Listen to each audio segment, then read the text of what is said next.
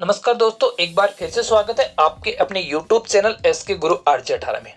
हम ब्याज का टॉपिक पढ़ रहे थे जिसमें मैंने एक वीडियो पहले डाल दिया है। अगर आपने वो वीडियो नहीं देखा है तो पहले वो वीडियो देखें, तभी ये वीडियो आपको समझ में आएगा।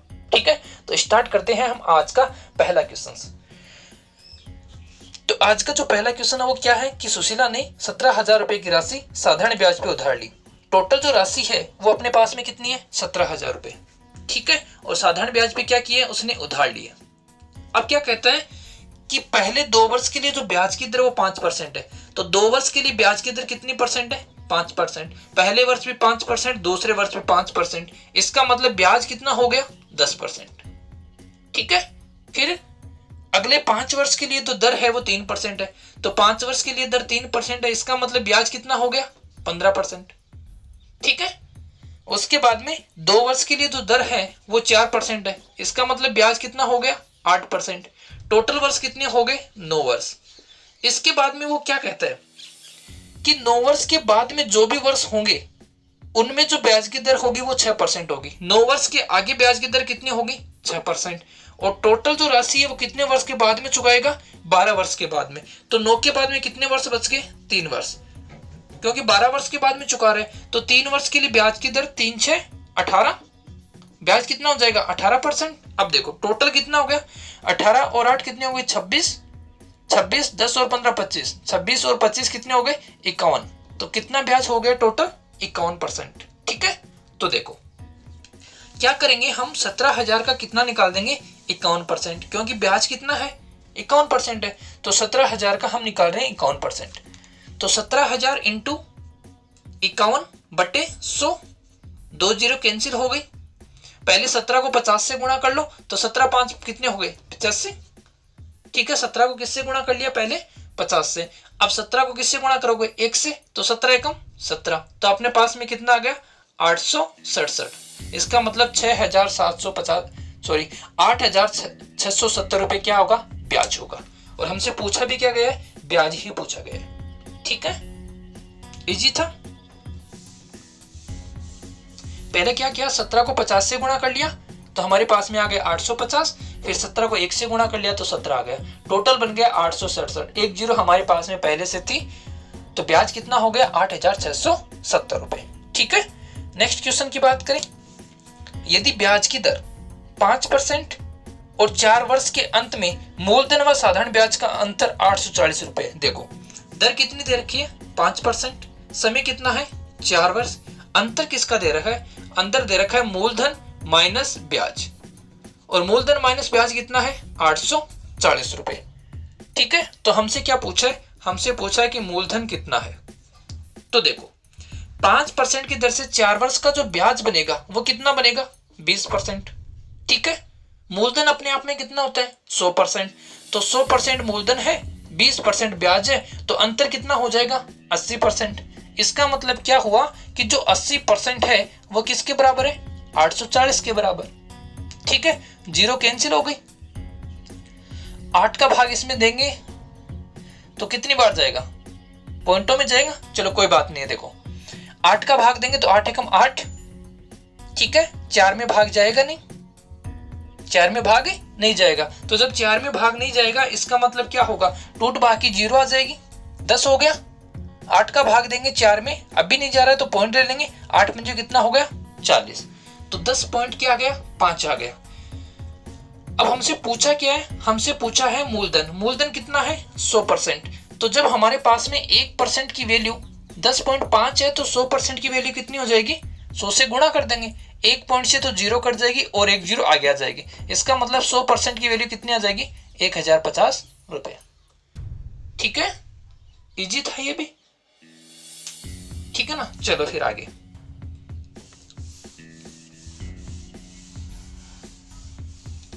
तरीका बहुत शानदार है। इस तरीके से आप मैक्सिमम क्वेश्चनों के आंसर निकाल सकते हो और बहुत ही आसानी से।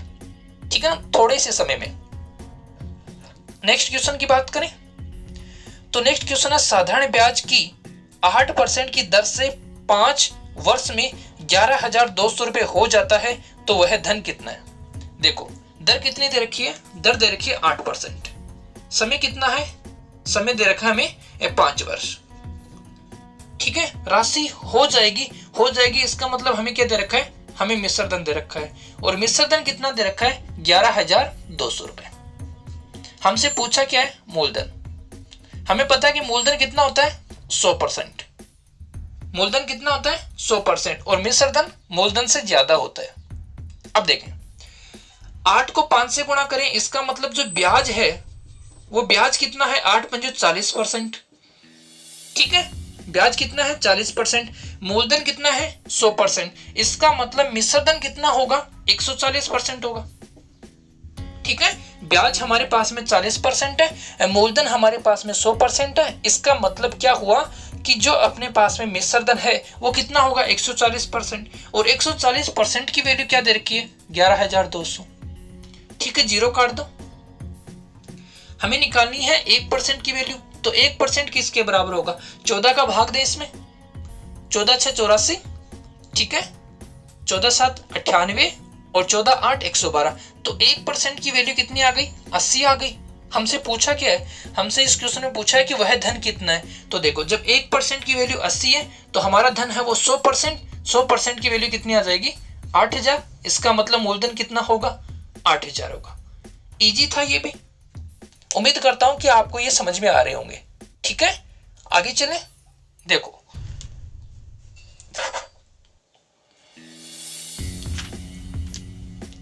फिर नेक्स्ट क्वेश्चन,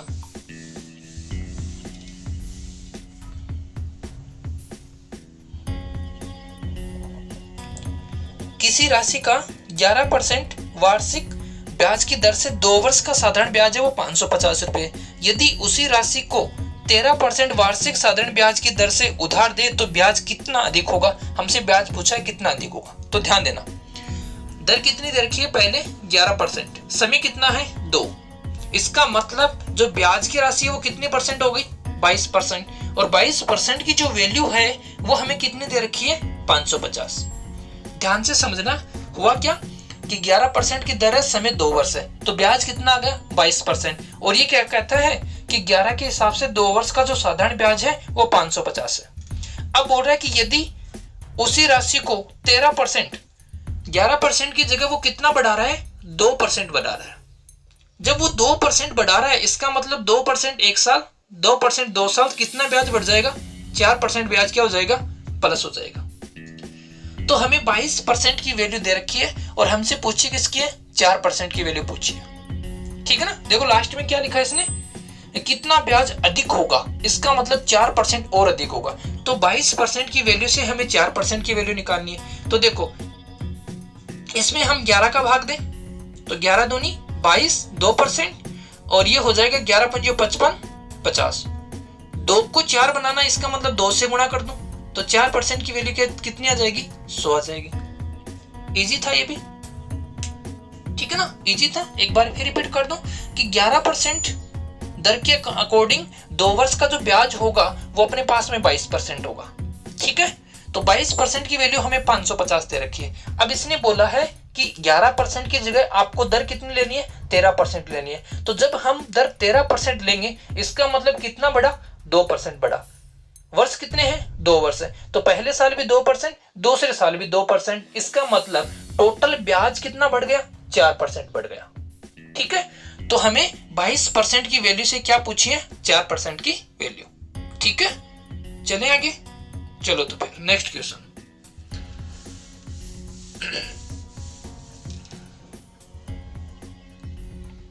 नेक्स्ट क्वेश्चन क्या है, 25,000 रुपए को अलग अलग भागों में बैंकों में 12% व 14% पर जमा कराई, राशि कितनी है 25,500।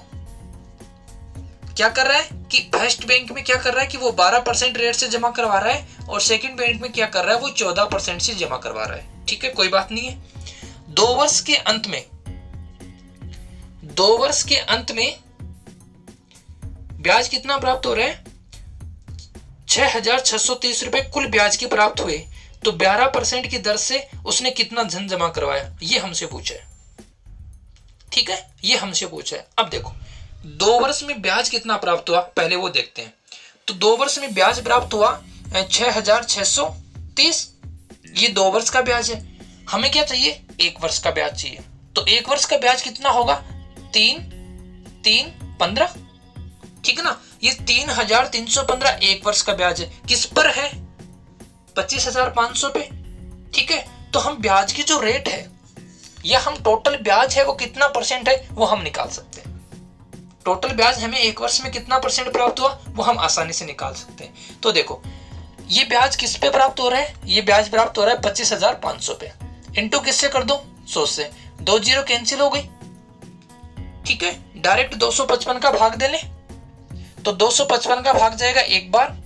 331 में से क्या करोगे? 255 घटा दोगे तो अपने पास में 6 और यहां कितने बच जाएंगे? 7 बच जाएंगे। ठीक है, और अपने पास में आगे कितना है? 5 है। 25 और 8 33, तो 7 बच जाएंगे। अब देखो 255 3 दूनी 6, हाँ 3 दूनी 6, मतलब लगभग 3 से गुणा करके देख लो तो 5 × 15, 5 × 15 और 1 16, 3 दूनी 6 और 1 7, 765। मतलब कितने टाइम कैंसिल हो रहा है? 13 टाइम। इसका मतलब जो ब्याज है वो कितने परसेंट है? 1 साल के लिए ब्याज कितने परसेंट है? 13%। और 2 साल की ब्याज करें तो 2 साल के लिए ब्याज कितना है? 26% है। ठीक है, अब देखो एलिगेशन मेथड से कैसे निकालेंगे? 12% और हमारे दे रखा है 14%। ब्याज कितना है अपने पास में? 13%। ठीक है ना, तो क्या करेंगे? इसको घटाकर यहां लिख दोगे 1%, इसको घटाकर यहां लिख दोगे 1%। दोनों क्वांटिटी क्या है? दोनों वैल्यू क्या है अपने पास में?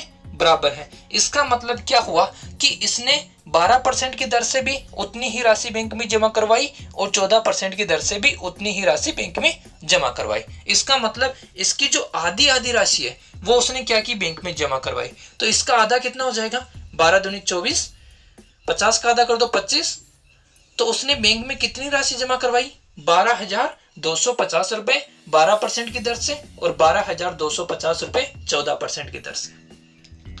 ध्यान रहे, जब भी आपके पास में ऐसा क्वेश्चन आएगा तो क्या होगा? आपको समय दे रखा होगा, आपको ब्याज दे रखा होगा और आपको अलग अलग बैंक दे रखे होंगे। ठीक है, और मूलधन साथ में होगा। तो पहले आप क्या करोगे?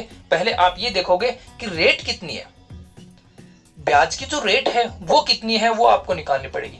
ब्याज की रेट कैसे निकालोगे? 1 वर्ष का ब्याज बटे मूलधन गुणा 100। तो ब्याज की रेट हमने निकाली 13%।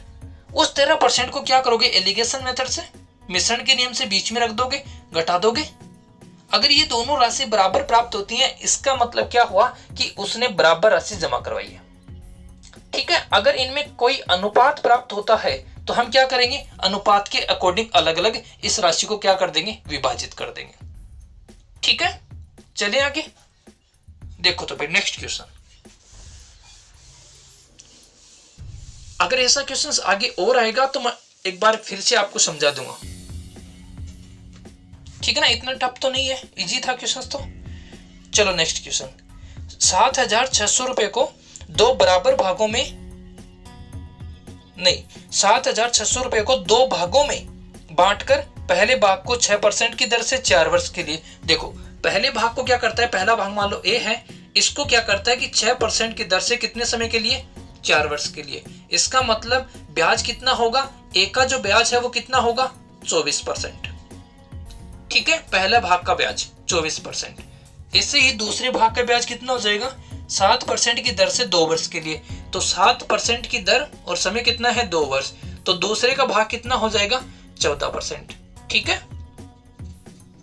पहले का मतलब ए का 24% और बी का कितना हो गया? 14%। अब ये क्या बोलता है? दोनों ही स्थितियों में साधारण ब्याज की राशि समान है। इसका मतलब पहले भाग का ब्याज कितना है? 24%, दूसरे भाग का ब्याज कितना है? 14%, और दोनों ही साधारण ब्याज के अपने पास में बराबर है। तो इन दोनों को क्या कर देंगे? बराबर कर देंगे। कैलकुलेशन कर ले तो देखो, इसमें हम भाग देते हैं किसका? 2 का, तो 12, ए का कितना? 12 बराबर किसके है? बी के कितने? 7 के बराबर। ठीक है, अनुपात निकालने तो देखो ए बट्टे बी कितना हो जाएगा? ए बट्टे बी हो जाएगा, ये 7 यहां पे है, इस 12 को यहां ट्रांसफर कर दो। ठीक है, 7/12। अब हमारे पास में प्रश्न में क्या पूछा है कि पहली शर्त पर कितनी राशि उधार दी गई, मतलब इस शर्त पे है वो कितनी राशि उधार दी गई, ए के लिए राशि कितनी है, ये हमसे पूछा है। अब देखो 7/12 हो गया, टोटल कितना है अपने पास में? टोटल है 7,600। ठीक है। और यहाँ टोटल राशि कितनी है, पहला भाग कितना है 7, दूसरा भाग कितना है 12, तो यहाँ जो टोटल राशि है वो कितनी है 12 और 7 19। इसका मतलब 19 किसके बराबर है 7600 के, और एक किसके बराबर हो जाएगा 19 3 57, 19 4 76 400 के। तो जब एक 400 के बराबर है तो पहली जो राशि है वो ए है, उसका अनुपात कितना है 7, तो 7 किसके बराबर हो जाएगा 7 चौके 2800, ठीक है ना। 7 किसके बराबर हो जाएगा 2800 के। तो अपना जो आंसर है वो कितना आ गया 2800 रुपए, ठीक है। इजी था। एक बार फिर रिपीट करूं तो क्या हुआ कि पहले भाग का जो ब्याज था वो 24% था, दूसरे भाग का जो ब्याज था वो 14% था, और ये बोल रहा है कि दोनों ही कंडीशन में ब्याज की राशि है वो बराबर है। तो हमने इन दोनों को बराबर कर दिया, यहां से क्या निकाला अनुपात निकाला। तो ए भाग बी भाग टोटल कितना हुआ 19, और टोटल हमें कितना दे रखा है 7600, ठीक है।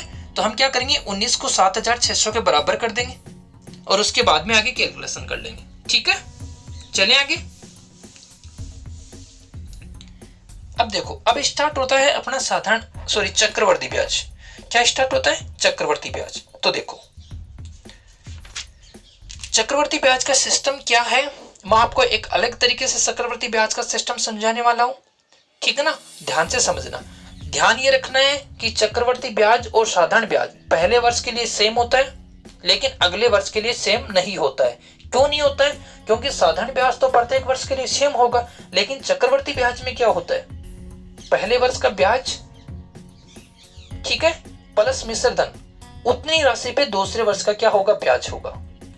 और साधारण ब्याज हर बार मूलधन पर ही लिया जाता है, ठीक है। तो हम क्या करेंगे इसमें भिन्नात्मक मेथड से इस चैप्टर को पढ़ने वाले हैं, भिन्न बनाकर, ठीक है। तो देखो स्टार्ट करते हैं पहला क्वेश्चन। तो जो पहला क्वेश्चन है वो अपने पास में है 5000 रुपए का 8% चक्रवर्ती ब्याज की दर से 2 वर्ष का चक्रवर्ती ब्याज कितना होगा। मैं 2-3 तरीके बता रहा हूं, जो भी आपको पसंद आए वो आप कर लेना, ठीक है।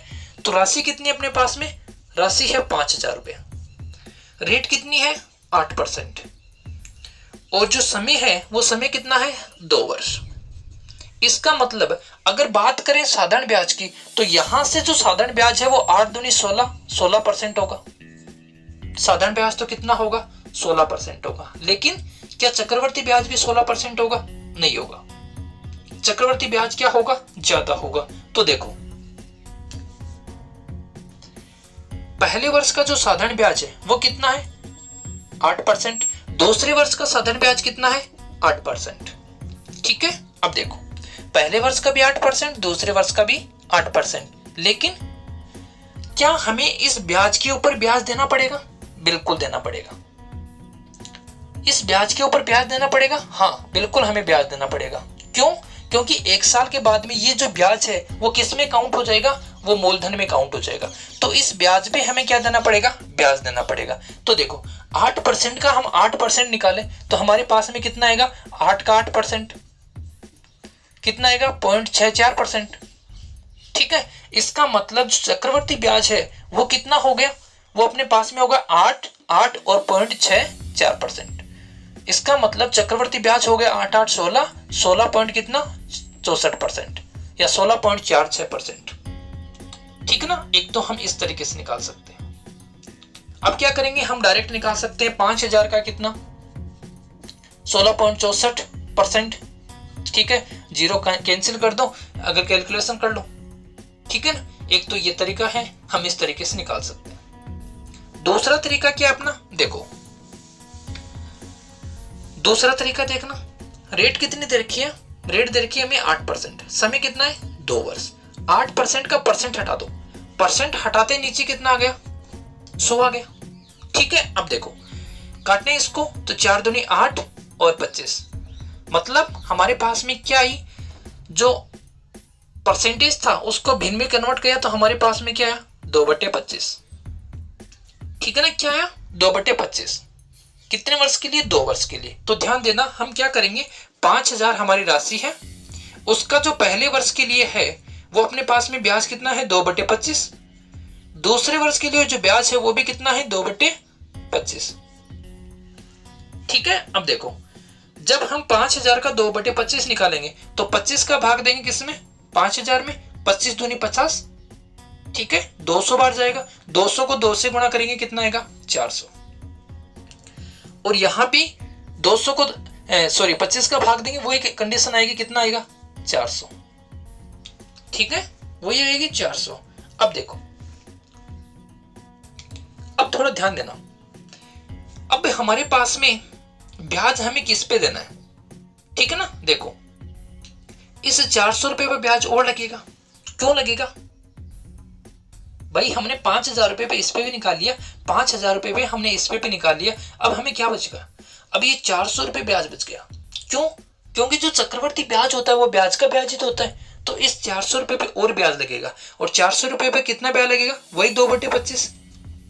तो जब इस पे 2/25 निकालेंगे तो हमारे पास में वैल्यू कितनी आएगी, देखो 25 का भाग देंगे तो 25 से कम 25, कितना बच जाएगा, 15, और 25 से 150, 25 से कम 25 और 25 से 150, 16 बार, 16 2 से गुणा होगा तो ब्याज कितना आएगा, 32 रुपए। अब अगर साधारण ब्याज की बात करें तो 400 प्लस 400 बराबर कितना है, 800 रुपए साधारण ब्याज है। लेकिन अगर चक्रवर्ती ब्याज की बात करें तो 400 400 800 800 और 32, 832 रुपए क्या है, चक्रवर्ती ब्याज। साधारण ब्याज और चक्रवर्ती ब्याज के अंतर की बात करें तो अंतर कितना आ रहा है, 32 रुपए, ठीक है। साधारण मिश्रधन की बात करें तो क्या होगा, 5800 रुपए, चक्रवर्ती मिश्रधन की बात करें तो 5832 रुपए, ठीक है ना। एक अपने पास में ये तरीका है, हम इस तरीके से भी जो परसेंटेज है उसकी भिन्न बनाकर कर सकते हैं। एक तरीका और देखते हैं इस क्वेश्चन का, देखो कैसे निकालोगे, 5000 रुपए 8% दर 2 वर्ष, ठीक है। तो अपना जो सीआई का जो मेथड है वो क्या है, चक्रवर्ती ब्याज का मूलधन इंटू 1 प्लस दर बटे 100, उसका समय, उसकी पावर क्या होगी, समय माइनस क्या होगा, ब्याज, सॉरी माइनस क्या होगा, मूलधन होगा, यही है। देखो इसके अकॉर्डिंग अगर हम इसको लिखते हैं तो अपने पास में क्या आएगा, 5000 रुपए इंटू 8% की दर है, 2 वर्ष है, इसका मतलब 5000 गुणा 108/100 गुणा 108/100 माइनस कितना हो जाएगा, 5000 हो जाएगा, ठीक है ना। इसे किस से तरीके से, ऑप्शन से हम आंसर कैसे निकालें, तो ध्यान से समझो, 8 और कितने हो गए, 9, ठीक है, यहां भी 8 और कितने हो गए, 9, 5, ठीक है ना, ये भी 9, ये भी 9, 9। तो किसी भी संख्या को अगर आप 9 से गुणा करोगे, किसी भी संख्या को आप 9 से गुणा करोगे तो उसके जो अंकों का योग होगा वो 9 ही प्राप्त होगा। जैसे 9 दूनी 18, अंकों का योग कितना है, 9, ठीक है ना। तो जब भी हमारे पास में 9 से इंटू होगा तो अंकों का योग कितना होगा, 9 ही होगा। तो इसका मतलब है कि यहां तक अंकों का योग है वो कितना आना चाहिए, 9 आएगा।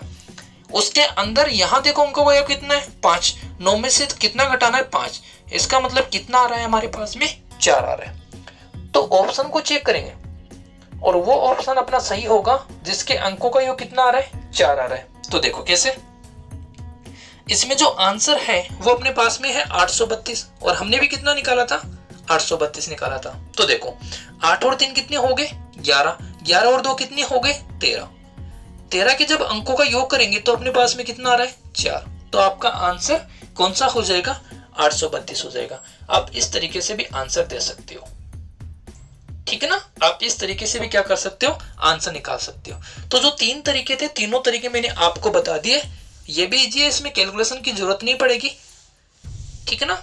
और वो तरीके थे वो भी शानदार तरीके थे, उसमें भी इतनी माथापच्ची की आपको जरूरत नहीं पड़ेगी, ठीक है। एक क्वेश्चन और बताते हैं। तो राशि कितनी है अपने पास में, राशि है 6000, दर कितनी है 10%, समय कितना है 2.5 वर्ष। इसका मतलब 6000 का पहले साल ब्याज कितना होगा, 110/100, दूसरे साल 110/100, तीसरे साल क्या आधा है, आधा है, इसका मतलब दर कितनी हो जाएगी, आधी हो जाएगी। तो तीसरे साल क्या होगा, 105/100, ठीक है। हमसे चक्रवर्ती ब्याज पूछा है, तो चक्रवर्ती ब्याज पूछा है, इसका मतलब क्या कर देंगे, 6000 घटा देंगे, ठीक है। अब देखो हमें क्या करना है, ऑप्शन मैच करवाना है। तो देखो 5 और 1 कितना हो गया, 6, 1 और 1 2, ये भी 2 और ये 6, ठीक है। तो देखो 6 को 2 से गुणा करेंगे 12, 12 को 2 से गुणा करेंगे 24, 24 के अंकों का योग कितना है 6, 6 को 6 से गुणा करेंगे कितना आएगा 36, 36 के अंकों का योग कितना है 9, और 9 में से हमें कितना कम करना है 6 कम करना है। इसका मतलब कितना आ रहा है 3। तो कौन सा आंसर सही होगा? जिसके अंकों का योग कितना आ रहा है 3 आ रहा है। तो अंकों का योग देखिए, इसमें जो आंसर है, ठीक है ना, वो आंसर है 1623। कौन सा है 1623। तो देखना 6 और 1 7, 7 और 2 9, 9 और 1 3 कितने हो गए 12, 12 के अंकों का योग करेंगे तो कितना आएगा 3। इसका मतलब आंसर कौन सा है 1623। ठीक है, आप ऑप्शन चेक कर सकते हो। समझे? चलें आगे। तो देखो एक क्वेश्चन और बता देता हूं मैं इसी तरीके से। क्वेश्चन क्या है, हमारे पास में जो राशि है वो 4000 रुपए है। राशि कितनी है 4000 रुपए। ठीक है, जो रेट है वो कितनी है 12.5%, और हमारे पास में जो समय है वो कितना है 2 वर्ष। इसके मैं आपको 2 तरीके बता दूं, ठीक है ना, दोनों तरीके समझना। 12.5% को आप क्या करोगे, भिन्न में चेंज कर लो। ठीक है, तो ये कितना हो जाएगा 25/200। 25/200 का मतलब कितना होगा 1/8। ठीक है, अब देखो समय कितना है 2 वर्ष। तो ध्यान से देखना 4000 पहले साल, दूसरे साल ब्याज कितना लगेगा 1/8, दूसरे साल भी ब्याज कितना लगेगा 1/8। 8 का भाग देंगे 8 पंजे 40, 500। 8 का भाग देंगे 8 पंजे 40, 500। फिर इस पे भी ब्याज लगेगा, वो ब्याज भी कितना होगा 1/8 होगा। 8 का भाग दोगे तो 8 6 48। ठीक है, बच गए कितने 2 बच गए, 8 दूनी 16, 8 6 48, बच गए 2, 8 दूनी 16, बच गए 4। इसका मतलब 8 पंजो 40।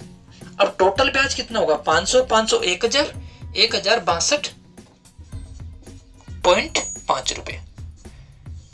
ठीक है ना, 1062.5 रुपए। और हमसे पूछा क्या था, कितनी राशि लौटाएगा, हमसे चक्रवर्ती ब्याज पूछा था। तो देखो 4000 रुपए मूलधन है, ब्याज है 1062.5, इसमें कितना जोड़ देंगे मूलधन और जोड़ देंगे, तो राशि चुकाएगा 5062.5 रुपए। ये राशि वो क्या करेगा चुका देगा।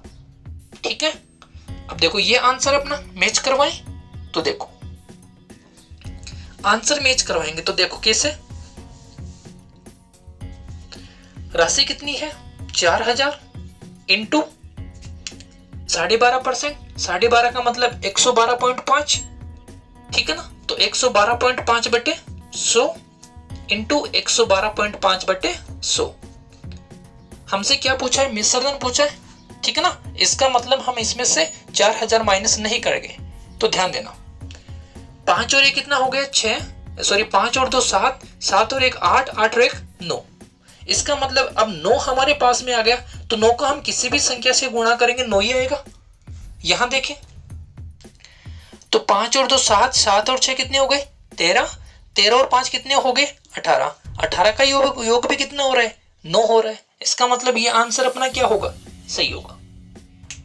ठीक है ना, ये आंसर अपना क्या होगा सही होगा। ध्यान रखना अगर 2 ऑप्शन ऐसे आ जाते हैं तो हमें क्या करना पड़ेगा, फिर हमें तरीका ही लगाना पड़ेगा और हमें रिजल्ट निकालना ही पड़ेगा। इस बात का आप लोग ध्यान रखोगे।